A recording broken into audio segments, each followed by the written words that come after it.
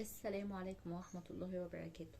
زي ما شفنا مع بعض في الفيديو اللي فات كتب كي جي 1 الترم الأول علشان نفهم لما نقدم التجريبي ولادنا داخلين على ايه. كمان دلوقتي معانا كتب الترم التاني كي جي 1. كتب الترم التاني كي جي 1 هي نفس كتب الترم الأول، نفس العدد، يعني 5 كتب: Discover، عربي، Connect بلس Students وأكتيفيتي. الكونكت بلس الاكتيفيتي ده عبارة عن الأنشطة أو التدريبات، الحاجات اللي المفروض الطفل يكون مذاكرها في كتاب الكونكت بلس الستودنتس فيحلها هنا في الاكتيفيتي. فيعتبر المنهج بكام؟ يعتبر المنهج 4 كتب: ديسكفر، كونكت بلس وعربي. 4 كتب لازم نبقوا عارفين كويس، احنا كأمهات نبقى فاهمين احنا ايه هو المنهج علشان نقدر نوصله لاولادنا، وعلشان قبل ما نقدم في كيجي في تجريبي لغات نبقى عارفين هو داخل على ايه ولازم يبقى عارف ايه. وزي ما اتفقنا مع بعض في الفيديو الاول ان المفروض الطفل يكون عارف الحروف كويس قوي، كتابة بالكتابة، مش مجرد بس حافظ A B C، لا بيعرف كمان يكتبهم ويعرف اصواتهم ايه.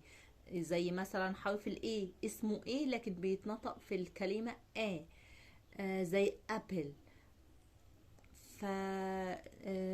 فنعرف صوت الحرف وشكله وبيتكتب ازاي. ليه؟ علشان الطفل يبقى فاضي ان هو يحفظ الكلمات، لان احنا زي ما قلنا وزي ما اتفقنا في الفيديو اللي فات ان في عدد وكمية كلمات كتير لازم نحفظها. صحيح مش لازم كتابة، بس على الاقل نعرف الصوت والطفل يبدأ يتهجى لوحده الكلمة، ويقدر على الاقل ان هو يعرف يقراه حتى لو غلط في حاجة بسيطة، بس يعرف الكلمة واصوات الحروف بتبقى عاملة ازاي. وواحدة واحدة، احنا لسه في كيجي فمش هنضغط على الولاد قوي، بس لازم يبقى حافظ الكلمات على الاقل معنى الكلمة بس حتى لو مش بالكتابة. دلوقتي احنا في كتاب كونكت بلس، هنبدأ في كتاب كونكت بلس. كونكت بلس اول ما هنبدأ فيه هنلاقي ان هو دخل بقى مش داخل على فكرة كتاب كونكت بلس وكتاب كونكت الاتنين دول كونكت ابسط شوية من كونكت بلس. كونكت بلس الدوس فيه او الكمية فيه كبيرة قوي، فلو فتحنا الاول هنبدأ بالكونكت اللي هو البسيط. هنلاقي في الاول كده كلمات: ابل، ايج، اورنج. كل الكلمات دي هتبقى بتتحفظ طبعا. هو هنا بيكمل على كتب الترم الاول، وزي احنا ما شفنا مع بعض في الفيديو اللي فات كتب الترم الاول، هنا بقى هنكمل عليهم حفظ برضو كلمات. ويبدأ يوصل I like apples، I like apples. هو الكلمات دي هي اللي هيحفظها. I like يعني انا احب، eggs البيض او انا احب التفاح، وهكذا. فهنا المنهج عبارة عن حفظ كلمات الفواكه والخضروات، كلها عبارة عن كلمات. خلاص بقى احنا ايه المفروض ان احنا الحروف خلاص احنا قلنا ان احنا حافظينها. هنا بصوا كل كمية الكلمات دي، عشان كده قلنا لازم الطفل يبقى حافظ الكلمات. what's that، ما هذا. لو قلنا what's this، what's يعني اللي هي لو اتفكت هتبقى what is this بنقول عليها ما هذا للمفرد، الحاجة المفرد القريب. لكن what's that ما هذا بس حاجة مفرد برضو لكن بعيد. دي لازم الطفل المعلومة دي لازم يبقى عارفها. احنا مش هنحفظها له من اول مرة، بس هنقولها له كتير لان هي هتقابله ياما قوي بعد كده. هتقابله في كي جي 2، وهتقابله كل السنين اللي جايه دي هتقابله كتير. فلازم الكلام ده يعدي على ودنه حتى لو هو ممكن ما يستوعبهوش قوي، لكن لازم يبقى سمعه عشان لما يجي يسمعه تاني يبقى فاهمه. It's a camel، It's a camel إنه جمل. It's اللي هي فيها apostrophe يعني إنه جمل. هنبدأ بقى كل دي كلمات، وكل دي بمونكي وإليفانت، جيراف، كل دي كلمات المفروض ان الطفل يحفظها. وفي عندنا هنا الديزرت صحراء، السي وفي هنا الحيوانات وبتعيش فين، ودي حاجة لازم نعرفها كويس قوي. يعني نعرفه ان الجمل بيعيش في الصحراء، والفيل بيعيش في الغابة، والسمكة بتعيش في البحر. يعني نبقى مفهمينه كويس قوي الكلمات ويستوعبها، لان ده تقريبا اللي هيقابله في الديسكفر. الديسكفر هيكون بيشرح له كل الحاجات دي، الحيوانات، كل حيوان وبيعيش فين، البيئة الملائمة ليه يعني. واحنا هنا لسه برضو مكملة معاكم ان هي لسه كلها كلمات احنا خلاص قلنا، برغم ان هنا برضو تأكيد على الحرف. هنا حرف الاي ant وابل، وهنا حرف الار روبوت ورابت. فمجرد بس مراجعة. وبندخل برضو شوية لان احنا زي ما قلنا المرة اللي فاتت ان مفيش كتاب للكيجي، مفيش كتاب ماس مستقل. هتلاقي الماس شوية متوزع في كتاب الكونكت والكونكت بلس، وشوية متوزع في كتاب الديسكفر. هنا هنلاقي الارقام مكملين لحد رقم 10، ويبدأ بقى يعد ويبدأ يكتب الارقام. فلازم الحروف والارقام دي يبقى متمكن منها كويس جدا عشان يبقى فاضي لحفظ الكلمات، لان كمية الكلمات هتبقى كتير قوي. ما نضغطش برضو الطفل. هنا ندخل بقى في الملابس. let's go shopping، هيا بينا نتسوق. وهنا برضو الكلمات، هنا كلمات حرف السي، كاب، كات، كار. يبقى احنا السي نعرفه زي ما قلنا كده، لازم يكون حافظ اصوات الحروف. السي بتتنطق ك ك ك، لكن السي ايه تبقى كا، كاب، كات، كار. هي دي اصوات الحروف اللي هتسهل عليه بعد كده ان هو ممكن يقرا اي كلمه، حتى لو كلمه جديده هيقراها لوحده. وده طبعا قلنا ان في المدرسه بيجروا بالمنهج جدا، فهما مش هيقعدوا يسمعوا للطفل طفل انت حفظت ايه وما حفظتش ايه. هما بيشرحوا والبيت بقى عليه ان هو ياكد على الكلام ده كله.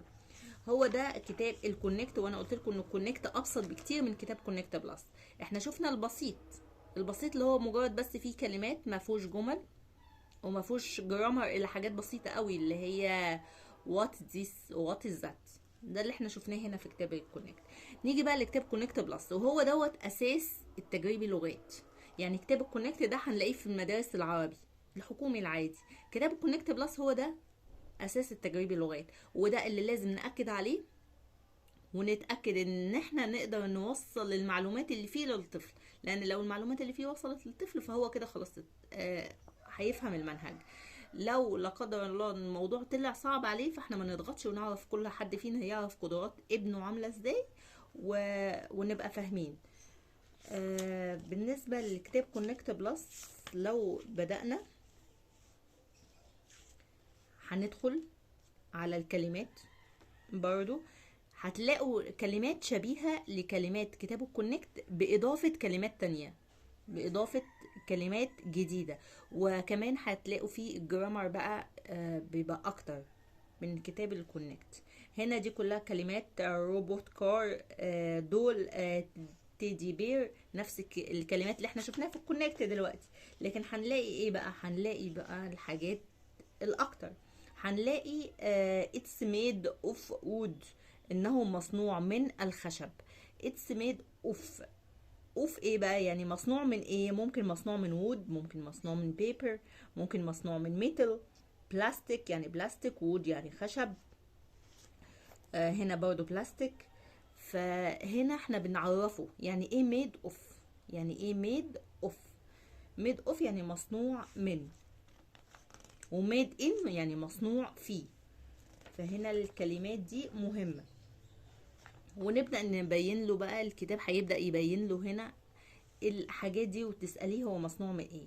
يعني هنا الكوبايات دي مصنوع من ايه؟ في هنا مصنوع من الزجاج، وفي مصنوع من البلاستيك.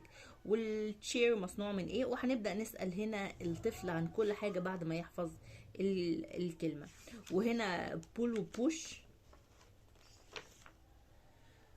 لازم برضو يبقى فاهم الكلمات دي كويس قوي. slide rules teddy bear in. وهنا الارقام زي ما قلنا الماس ان هو متوزع. هنا الارقام في كتاب الكونكت احنا لقينا لحد رقم 10. هنا هنلاقي لحد رقم 20. هنلاقي لحد رقم 20 وهيبدأ يعد الحاجات عشان نتأكد ان هو حافظ. وهيبدأ بقى نحفظه الفابريك يعني قماش، بلاستيك يعني بلاستيك، ميتال يعني معدن.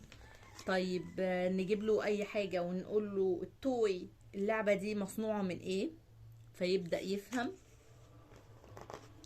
هنا ده نشاط.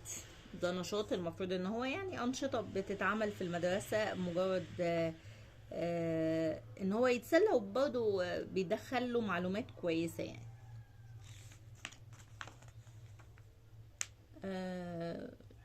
هنا بقى مراحل البشري، المراحل بتاعت البشري.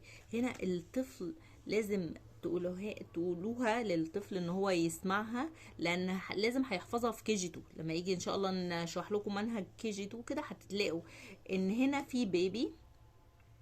اول حاجة بيبقى a baby، a child طفل، a teenager and adult. يعني بيبقى بيبي رضيع، وبعدين child طفل، بعدين teenager مراهق، وبعدين an adult. ايه ان دي يعني adult بالغ، لكن ايه ان و a دي لازم يسمعهم في كي جي 1. a و ان، a و ان الاتنين دول بيجوا a بتيجي مع حروف اللي مش vowel letters، اللي مش vowel letters، وبتيجي مع الكلمة المفرد. يعني الكلمة اللي ينفع تتجمع بس هي مفرد فبنحط قبلها a، زي a child. a child، child يعني طفل، جماعة children، فchild دي كلمة واحدة طفل. طيب child دي أولها ايه؟ أولها c. السي دي مش vowel letter، مش حرف متحرك. لكن ان بتيجي قبل الفاول ليترز، قبل الحروف المتحركة. ايه هم الحروف المتحركة؟ هم 5 حروف: A E I O U. ال5 حروف دول لو اي حرف منهم بادئ بالكلمة والكلمة برضو مفرد يبقى هنحط قبلها ان، زي كلمة adult دي يعني بالغ. اولها ايه؟ اولها ايه. طب ما هو حرف الايه ده من الحروف الفاول ليترز، يبقى نحط قبلها a ولا ان؟ نحط قبلها ان. يبقى هما الشرطين اللي المفروض ان هما يتوفروا عندي عشان احط a او ان، في منهم شرط مشترك ما بين a و n. ايه هما؟ ان الكلمة تبقى مفرد. طيب يبقى adult ادي الشرط مشترك ان الكلمة مفرد. طب احنا مش عارفين هنحط a ولا n، نشوف adult او اي كلمة تانية احنا عايزينها بتبدأ بحرف ايه. دلوقتي بتبدأ بحرف ال A، adult اولها A. طب نشوف A دي حرف من الحروف الفاول ليترز. ايوه هنلاقيها، لان ايه هي الفاول ليترز تاني؟ A E I O U. يبقى لما نلاقي اي حرف من ال5 حروف دول هنحط قبلهم ان. لكن لو لقينا بقى اي حرف تاني زي كلمة child او كلمة baby اولها بي، دي مش فاول ليترز وبيبي ده مفرد، يبقى نحط A. المعلومة دي مهمة جدا جدا جدا. انا عارفة ان في كي جي 1 ممكن تبقى تقيلة شوية، بس في كي جي 2 ان شاء الله لما نكون ممهدين ليها في كي جي 1 هنلاقي الدنيا بقت اسهل. وهنا هنبدأ ندخل بقى على الملابس: وكاب، جاكيت، سكيرت، سويتر، سويتشيرت.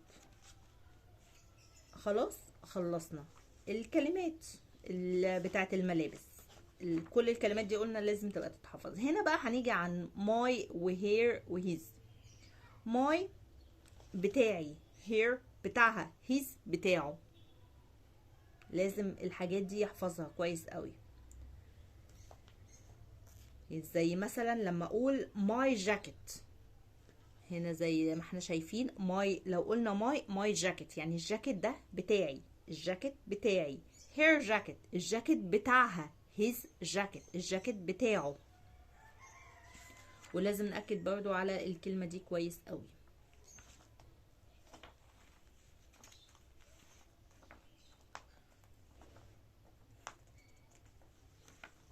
هنا هنلاقي في كلمة wear و wears. wear يعني يرتدي. طيب wears، طب ما هي يرتدي دي مش بتتجمع، ليه حطينا اس؟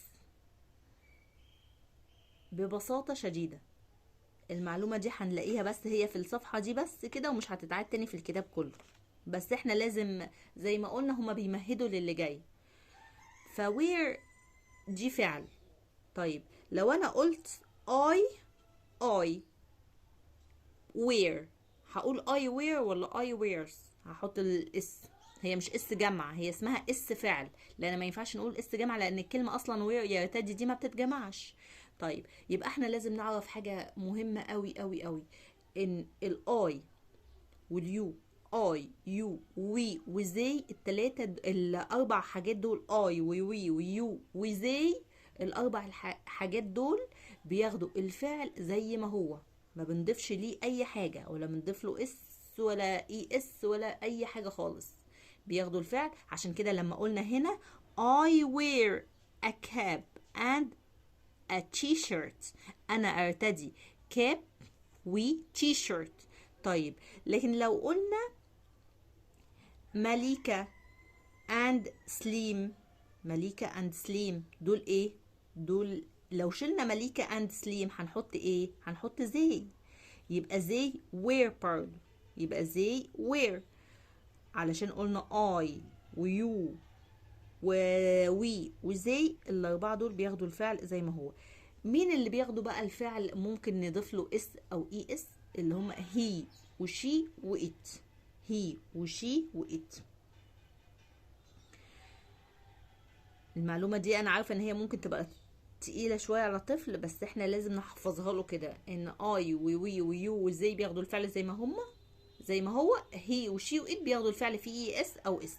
انت لازم تبقي عارفه المعلومه دي وانت بتذاكريها لابنك، لان الموضوع ده مش هيتعاد تاني في الكتاب بتاع ترم تاني في كي جي 1، مش هيتعاد، هتلاقيه بعدين بقى.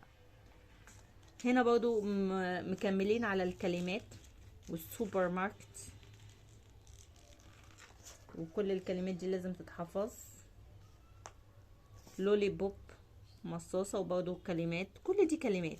بصوا احنا طول ما احنا بنقابل كلمات لازم تتحفظ. هنا تأكيد، هنا بقى التأكيد على الحروف، وهنا يكتب الكلمة. يعني بصوا انتوا لو تحسوا ان هو طلع من قصة الحروف خالص، هو دخلك بقى على الكلمات، فعشان كده لازم نبقى مركزين قوي فيها. وهنا ال اي يعني جنيه مصري، ال اي يعني جنيه مصري. وهنبدأ هنا بكام ونفهمه يعني ايه الجنيه. الجنيه ده يعني ايه؟ 2 باوندز، 2 جنيهات. باوندز يعني جنيهات. وهنا كل الحاجة اللي زي كده زي ما قلنا بتبقى النشاط في المدرسة، بيتعمل في المدرسة. هندخل بعد كده برضو كلمات، كاو، كابج، رابت، كل دي كلمات. وهنا هتلاقوا بصوا، هتلاقوا برضو بيلمح بشكل بسيط كده على وان، وان. احنا قلنا الاول ان what is this، ما هذا للمفرد القريب، يعني لو حاجة قريبة مني هقول what is this، طب لو حاجة بعيدة عني هقول what is that، برضو لو مفرد what is that. طيب لو قلنا what is that، ما هذا، فالإجابة تبقى it is، وإز هنا ممكن نشيل الآي ونحط أبوستروف تبقى it's a cow، it's a cow، أو it's an apple. هنا لو انتوا ملاحظين بيعرفكوا تاني صوت بيعرفكوا تاني الآ بتيجي مع مين والآن بتيجي مع مين.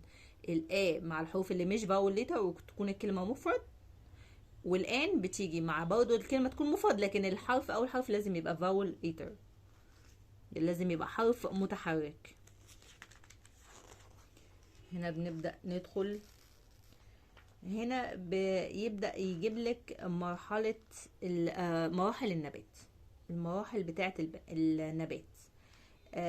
سيد، بذرة، روتس، جذور، ليفز، وشجر، سوي، دي المراحل بتاعته.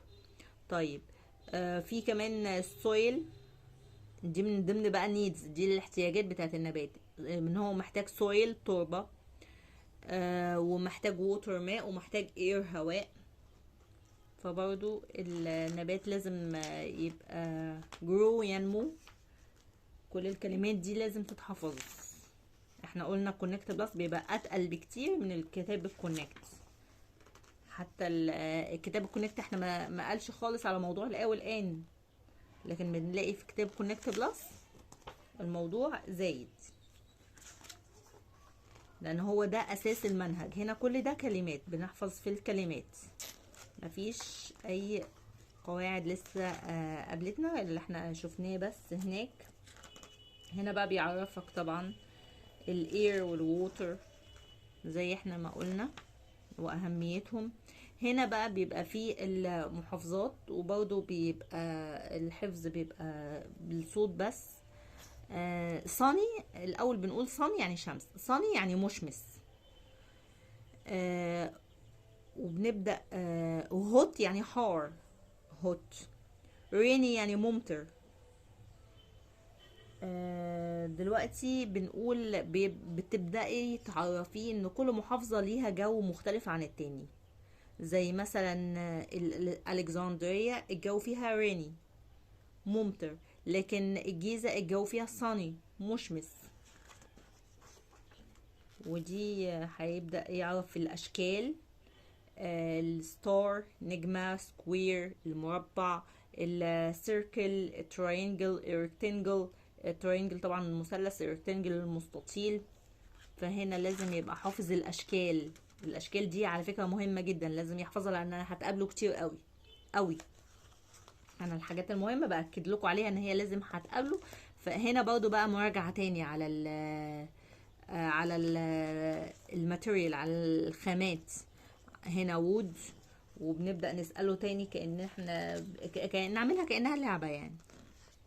نبدأ نسأله هي مصنوعة من ايه.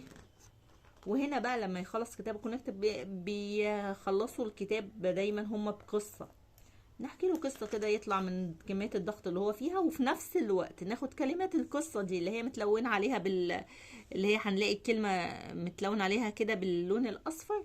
الكلمات دي تتحفظ، والافضل ان هي تتحفظ قبل ما نبدا في القصه. ليه؟ لان لما يحفظ الكلمات يعني معنى الكلمه قبل ما يبدا في القصه ونحكي له القصه، لما نيجي نقرا مع بعض هيكون فاهم القصه دي بتقول ايه بعد ما يحفظ الكلمات. فمش مركز ان الكلمه دي يعني ايه والكلمه دي، لا هو مركز في محتوى القصه، فالموضوع بالنسبه له هيبقى امتع. هنا كده كتاب كونكت بلس كمان خلاص. ندخل بقى كتاب بالنسبه لكتاب ديسكفر. ديسكفر احنا مش هو اكتشف، والشغل بتاعه بيبقى في المدرسة اكتر بكتير قوي من البيت. يعني بيبقى الشغل بتاعه اهم بكتير في المدرسة من البيت، لانها كلها حاجات تعليمية، يعني معلومات زي ما بنقول كده، معلومات عامة. وبنفهم فيها طبعا بالحيوانات، وزي ما قلنا كده ولمحوا لنا في كتاب الكونكت بلس ان كل حيوان بيعيش فين، والنبات بيحتاج ايه، والنبات المراحل بتاعته زي ده. بقى المركز بتاعه موجود في الديسكفر. بالنسبة لكتاب العربي، احنا كنا قايلين مع بعض قبل كده ان احنا لازم يبقى عارف الحروف. وهنا برضو طبعا تكملة للحروف، والكي جي برضو هتلاقيهم مكملين في الحروف، لكن مع الحروف دي بيتاخد حاجات تانية. يعني هنا بيدخل على طول من اول درس بيبدأ اسئلة على طول، لان هو ده تكملة الترم الاول. فهنا بيبدأ يسأل الطفل ويبدأ يكتب له الحروف، الكلمات، حروف كتير قوي، وهو يطلع منهم كم حرف بس عشان يكتب منهم كلمة. يعني ياخد الحروف اللي تكون الكلمة وباقي الحروف ما ياخدهاش. هنا هندخل في حرف الجيم والتدريبات بتاعت حرف الجيم، حرف الزين والدال. الحروف طبعا هنا مش بالترتيب، واحنا متفقين على ده من الفيديو الاولاني ان الحروف ما بتبقاش بالترتيب. ليه بيدولنا الحروف على عشوائي، بشكل عشوائي؟ علشان ممكن ناخد مثلا ألف وميم نكون بيهم كلمة أسهل، تبقى كلمة ما نستناش ناخد الألف والب والت ونخلصهم كلهم لحد ما نوصل للميم عشان نكون كلمة لا، احنا بناخد الحروف بشكل عشوائي علشان الكلمات ما بتبقاش الحروف فيها ألف ب ت، لا، الحروف بتبقى مختلفة، حرف في الأول على حرف في الآخر، زي كلمة زي كلمة كتاب، الكاف بعده الت، بعدها ألف، بعدين ب، فمجرد ما أخد كام حرف يقدر يكون بيه كلمات. دي الفكرة، ان هي مش مترتبة. هنا حرف الطاء، وطبعا هنفضل هنا بقى قصة جحر القط. ايه الهدف من القصة؟ ايه الهدف من القصة؟ القصة دي بتبقى الهدف منها ان الطفل يبدأ يستهجى واحدة واحدة. يعني هنلاقي في كل جملة هنا عبارة عن كلمتين: هذا جحر، انا احب القط. كلمات بسيطة قوي، بس نبدأ نفهم منها ان الطفل واصل لمرحلة ايه في النطق، يعرف يستهجى لوحده ولا لا، صعب الموضوع عنده سهل ولا صعب، نعرف نركز معاه. فالقصص دي مهمة جدا. يعني مجرد حتى قرايتها في البيت، الام تقراها في البيت مع ابنها تخليه هو يستهجى كلمة كلمة، هتعرف هو ابنها وصل لمستوى عامل ازاي، فتعرف الضعيف فيه وتأكد عليه. هنا برضو بيبدأ ياخد الآن، معنى كلمة الآن يعني دلوقتي، على بتتكتب ازاي، والتي هي. بصوا بدأنا ندخل اهو حاجات صعبة شوية عن الموضوع الكيجي وموضوع الحروف، لكن ده برضو لسه مكملين في الحروف.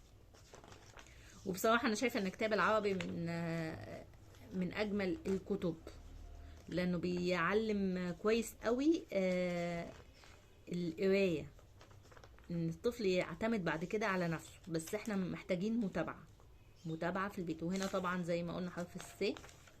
وهنا تانية ندخل في قصة تانية علشان برضو نأكد عليه.